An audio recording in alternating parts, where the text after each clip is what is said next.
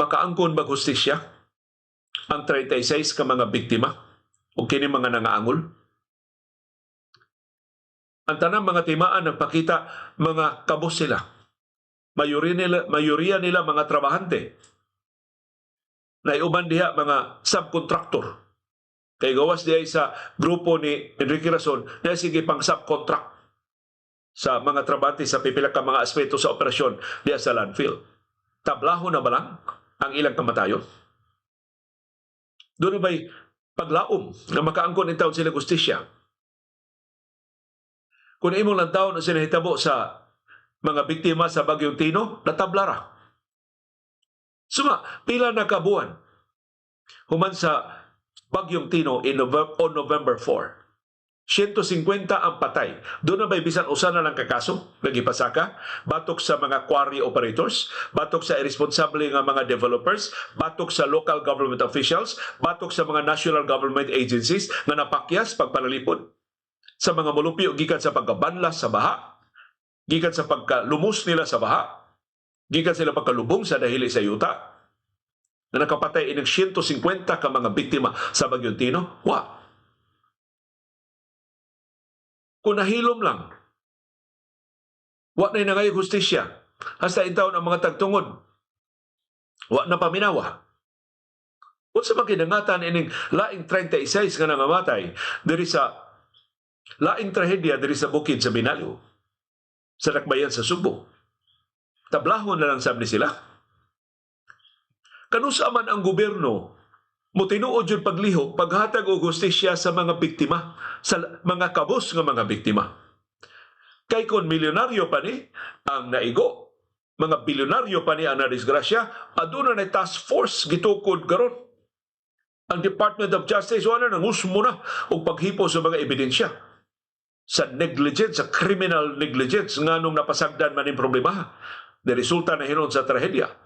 Ang buhatan sa ombudsman, wala na nagtukod ng special team sa labing ngilngig niya mga investigador o paghatag o biktima sa mga dato nga biktima. Paghatag o justisya sa mga dato nga biktima. Pero kay mga kabusman, kuyog matabla ang mga biktima diya sa Bukirang Barangay sa Pinaliw. Kana kung atong tugutan.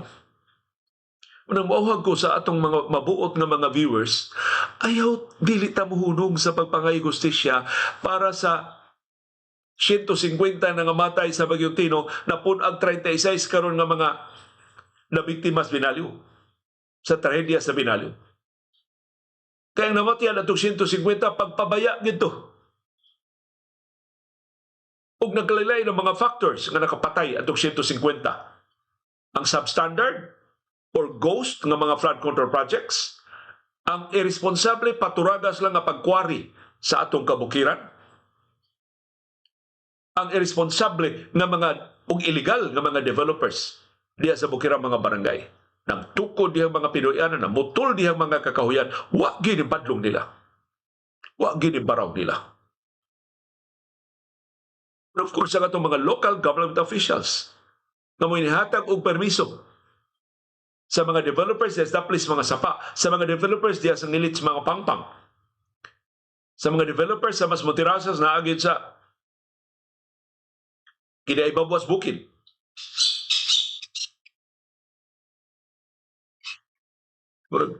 Hastang langgam diri sa amo, nangita sa justisya para sa mga biktima.